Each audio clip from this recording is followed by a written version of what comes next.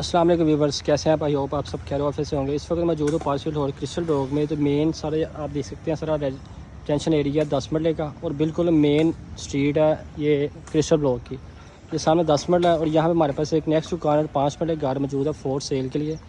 25 by 45 इसका size है। आए आपको इसके अंदर से विज़िट करवाते हैं। ये इसका फ्रंट एलिवेशन है और ये इसका कारपोर्च एरिया। इसका सीलिंग डिज़ाइन फ़ैन इंस्टॉल है सारे घर में। इस घर की डिमांड 2 करोड़ 25 लाख रुपए है। ये इसका ड्राइंग प्लस टीवी लॉन्च है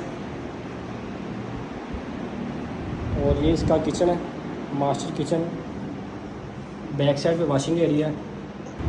ये इसका मास्टर बेडरूम है विद अटैच वॉशरूम के साथ। 8 फुट हाइटेड गेट है इसके।